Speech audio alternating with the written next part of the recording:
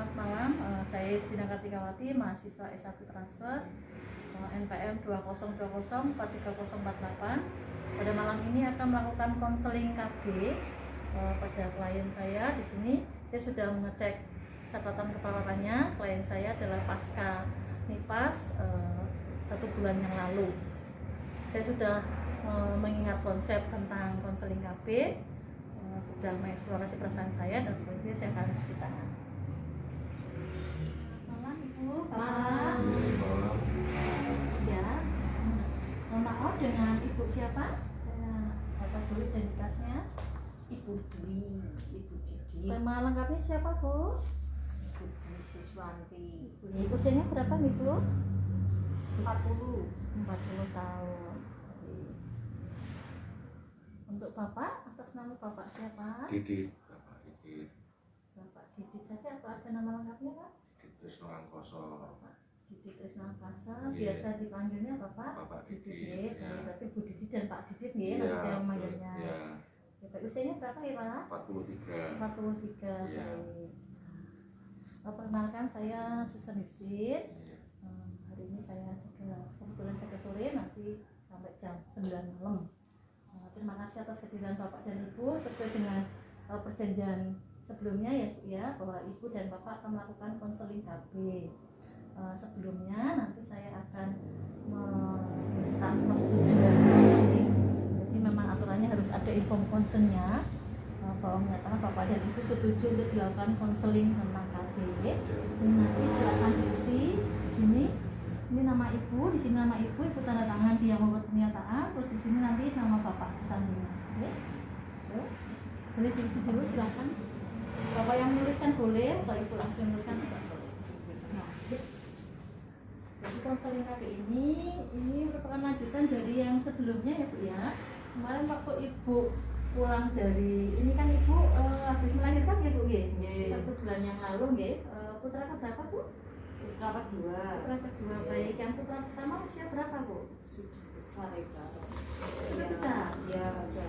Oh, jaraknya banyak ya Bu ya? Berapa Iya. tahun kira-kira? 7 tahun? Iya. Oh, 7 lebih? Oh ya. 8 tahun, baik. Oh, sampai 8 tahun apakah Ibu menggunakan KB atau memang sengaja di program lama begitu atau bagaimana?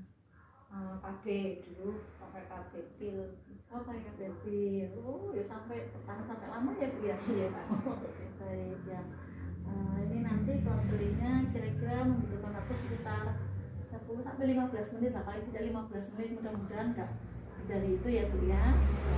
Ini karena konseling lanjutan, jadi harapannya kemarin Ibu sudah mendapatkan penjelasan waktu pulang dari melahirkan, sudah dijelaskan oleh perawatnya di ruang unitas ya Bu ya, tentang macam-macam metode KB.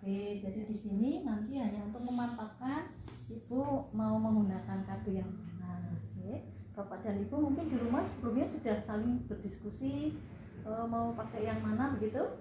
Ya. Sudah ya? Sudah. Ya, berdasarkan pengalaman yang lalu mungkin Ibu bisa cerita KB yang dulu pernah digunakan apa, terus mengalami kesulitan apa, mungkin Ibu bisa sampaikan di sini. Wah, dulu kan pakai pil.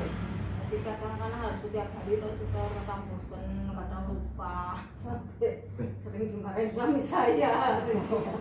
Ya, karena setiap hari harus minum ya Bu ya, Iya. itu ya. Tapi sempat apa namanya? Tapi Ibu sampai bertahan sampai sekian tahun, berarti termasuk hebat loh Bu itu. Ya peran Bapak juga di sini ya sangat mendukung. Ibu lupa Bapak mengingatkan, tetapi tetap ada rasa was-was jadinya ya Bu ya. Iya. Terus lupa, nanti takutnya kalau hamil gitu ya Bu ya. Berarti Ibu ada ketidaknyamanan ya. Oke, baik. Terus untuk yang putra kedua ini kemarin memang Ibu merencanakan untuk hamil lagi ya berarti ya. Untuk yang Iya. putra kedua ini atau tidak sengaja tahu-tahu hamil, jaraknya sampai 7 tahun. Ya pengen punya karena lagi. memang, Ya. berarti memang Ibu sudah merencanakan putra kedua, Iya. terus yang KB pilnya mana pil ya? Iya, Pilnya dihentikan, terus langsung atau nunggu berapa bulan atau tahun baru hamil Bu? Setelah berhenti dari KB pil? langsung gitu. Oh langsung ya, oke berarti memang masih ini ya, itu ya masih produktif ya. Sekarang usia itu sudah 40 tahun, oke baik. Tapi tetap ibu ada rasa cemas nanti kalau saya tidak KB takutnya nanti kesundulan gitu ya bu. Oke baik. Nah, di rumah mungkin ibu sudah berbincang-bincang dengan bapak, sudah ada apa ya namanya rencana, oh aku pengen KB ini, atau mungkin bapak mengusulkan KB ini atau bagaimana, mungkin bisa disampaikan di sini. Ya, saya inginnya KB yang apa IUD, Oh yang karena IUD. dari apa pengalaman teman-teman kalau misalnya suntik itu banyak yang jadi bulut, Oh. ada yang malah kurus, terus kadang juga lupa waktunya suntik, lupa nggak suntik gitu. Ya, begini Bu, memang kan pasti kemarin sudah dijelaskan ya di ruangan bahwa ada berbagai macam metode KB, dan itu pasti juga dijelaskan ada kekurangannya dan kelebihan dari masing-masing metode itu. Oke. Nah sekarang kita kembali ke awal dulu ya, tentang itu tadi, tentang kontrasepsi itu sendiri. Kan KB kan mesti ada hubungannya dengan kontrasepsi. Apakah Ibu sudah paham tentang kontrasepsi itu apa? Iya. Sudah ya Bu ya. Menurut pengetahuan Ibu apa Bu kontrasepsi itu? Kontrasepsi itu apa ya? Untuk mencegah kehamilan. Ah, betul. Oke. Ada lagi, Bapak mungkin Mengatur mengatur jarak kehamilan. jarak kehamilan ya. Betul. Jadi memang kontrasepsi, kontra dan sepsi ya, itu kan gabungannya dari itu. Kontra itu berarti kan istilahnya anti, sepsi itu atau pembuahan, berarti kan antisipasi terhadap terjadinya pembuahan atau sepsi. Jadi betul sekali kontrasepsi itu bisa itu merupakan alat atau obat yang digunakan untuk mencegah terjadinya pembuahan atau kehamilan. Atau juga definisi yang lain mengatakan bahwa itu suatu apa namanya upaya-upaya atau usaha untuk mencegah terjadinya kehamilan. Betul sekali yang sudah disampaikan Bapak dan Ibu. Nah dalam kita mau memilih kontrasepsi yang mau digunakan apa, tentu kita juga harus tahu dulu tujuannya apa kita mau menggunakan alat kontrasepsi. Nah kalau dari Bapak dan Ibu tujuan utamanya apa ya? Supaya tidak apa ya, kan ini kemarin sudah terlalu jauh jaraknya, terus sudah punya anak 2, sebenarnya kami sudah cukup ya Pak ya. Apa mau tambah lagi? Ya, cukup. Sudah ya. Usianya juga sudah Karena usianya sudah Sesuai juga lebih baik Ya. gitu ya, dan usia juga Kesehatan sudah lah. usia demi kesehatan. betul ya kalau memang dari Bapak dan Ibu sudah seperti itu sepakatnya yo lebih bagus ya. Nah berarti kan tujuannya karena memang ini menghentikan ya terjadinya kehamilan. Jadi karena kita bisa melihat, kita lihat satu persatu dari metode-metode kontrasepsi itu mana yang cocok gitu ya. Nah sekarang sebelum ke apa namanya kita melihat tujuannya selain yang untuk menghentikan atau menunda kehamilan atau menjarangkan jaraknya, ada lagi yang lain, kita lihat efektivitasnya. Jadi daya gunanya dari alat itu bagaimana. Berarti harus kita lihat, oh kalau menggunakan alat yang ini nanti apa namanya daya gunanya atau keberhasilannya berapa persen gitu ya. Itu ada dua, ada daya guna secara teori dan daya guna secara pemakaian. Kalau yang secara teori itu maksudnya kalau alat itu metode ini digunakan sesuai anjuran yang diinstruksikan, itu keberhasilannya adalah 99%. Nah kalau daya pemakaian itu kalau ternyata yang memakai ini mengalami kelalaian, itu nanti angka kegagalannya berapa persen. Nah itu perlu dilihat dari masing-masing metode gitu. Terus yang selanjutnya adalah apa namanya itu mempengaruhi tidak nanti terhadap kondisi ibu, apalagi kan ibu pasca melahirkan, mempengaruhi dengan kualitas ASI atau produksi ASI atau tidak, itu juga perlu dipertimbangkan. Yang ketiga, apakah itu akan mempengaruhi apa namanya ya keharmonisan dalam hubungan seksual nantinya. Jangan-jangan nanti ibu milih yang ini ternyata bapak merasa tidak nyaman, atau malah sebaliknya ibu yang merasa tidak nyaman, akhirnya jadi tidak harmonis lagi nanti. Nah itu yang perlu kita timbangkan, itu termasuk prinsip-prinsip dalam pemilihan kontrasepsi. kontrasepsi. Selain itu yang perlu dilihat lagi adalah lihat ini. Nah, ini ya. Ini tadi yang sudah kita bicarakan. Terus yang ini metodenya. Kalau metode saya yakin Ibu masih ingat ya. Ada beberapa macam metode kontrasepsi. Di sini ada metode sederhana. Ini ada dikelompokkan menjadi 2. Untuk revisi saja ya Bu ya. Jadi yang tanpa bantuan dari orang lain menggunakannya atau yang perlu dipakaikan oleh orang lain. Nah, terus yang metode efektif ini yang hormon, contohnya pil, susu, ya. Terus yang mekanik itu yang alat yang dipasang. Dan kalau yang mantap ini kalau emang betul-betul ingin berhenti, tidak pengen punya anak lagi, tapi usianya mungkin masih masih usia produktif sekali, memang bisa menggunakan ini. Tetapi ini tidak semua rumah sakit bisa melayani seperti ini, ya. Ada beberapa rumah sakit, terutama yang mereka yayasan yang menganut ini ya, sama apalagi ya biasanya ya, itu memang banyak pertimbangannya untuk melakukan seperti ini. Itu kalau di rumah sakit Panirati memang kita tindakan seperti ini harus ada indikasi yang memang mendukung untuk dilakukan. Oke, terus untuk yang selanjutnya adalah ini kita juga perlu melihat prinsip kerjanya alat kontrasepsi itu apa prinsipnya. Jadi di sini ada dibedakan menjadi gaya. Itu tujuannya hanya untuk mencegah ovulasi atau terjadinya spermatogenesis, atau yang kedua itu menghambat bertemunya sel telur dan sperma, atau yang ketiga itu dia menghambat terjadinya nidasi. Jadi sebenarnya sperma dan ovum itu sudah bertemu, sudah terjadi konsepsi, tetapi waktu dia mau implantasi atau mau nidasi atau menempel itu dia tidak bisa. Tempat yang untuk menempel itu dibuat tidak viabel, jadi produk kehamilannya itu akan tidak berkembang. Itu contohnya pada alat IUD. Ini yang seringkali menimbulkan pro dan kontra.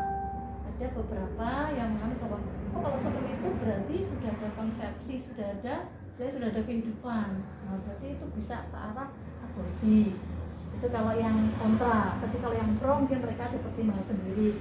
Dikatakan itu sudah punya roh atau apa, kalau sudah umur kehamilan berapa minggu gitu ya. Itu masih banyak pro dan kontra di situ. Ya nanti kembali ke Bapak dan Ibu lagi. Terus selanjutnya untuk ini syarat. Ini tadi sudah prinsipnya alat-alat sudah. Ini ya. Dikatakan kontrasepsi itu ideal, nah, memang ada syarat-syaratnya. Paling tidak harus memenuhi 8 syarat ini. Yang pertama, dapat dipercaya aktif mencegah kehamilan. Itu tadi dilihat efektivitasnya berapa persen. Pasti nanti dari masing-masing metode akan menyampaikan, IUD itu 99% bisa mencegah kehamilan, pil sekian persen, itu pasti nanti ada. Terus tidak menimbulkan efek yang mengganggu kesehatan dari ibu. Misalnya ada efeknya hanya ringan gitu ya. Terus yang lainnya dari kerjanya dapat diatur menurut kebutuhan. Ini maksudnya misalnya ibu menghendaki mau yang menggunakan jangka panjang, kan ada IUD yang 5 tahun, 10 tahun gitu ya. Terus untuk yang suntik juga ada yang 3 tahun, 1 tahun. Jadi bisa diatur oleh ibu sendiri.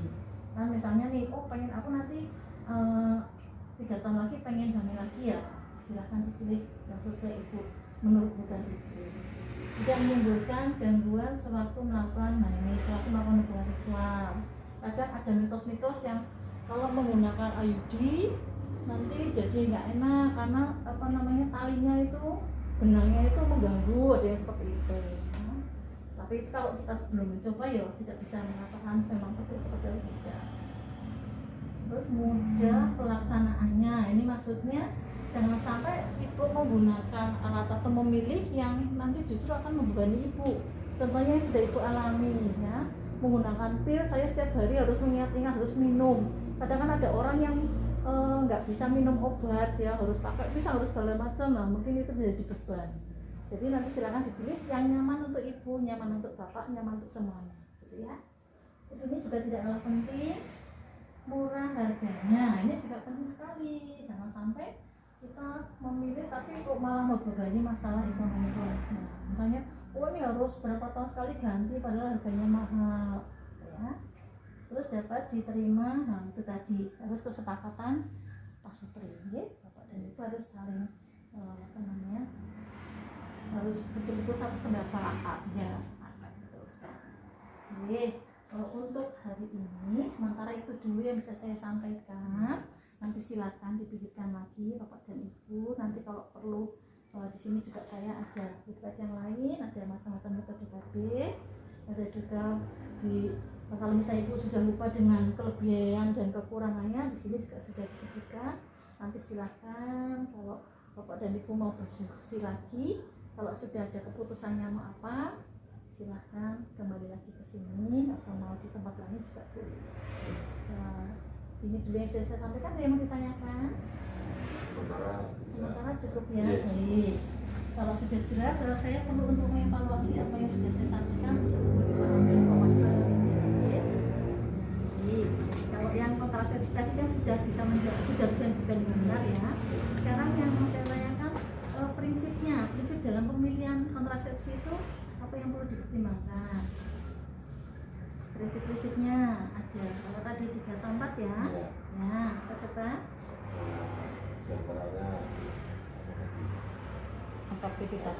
Aktivitasnya ya. Biaya juga ada. Tadi Nyaman.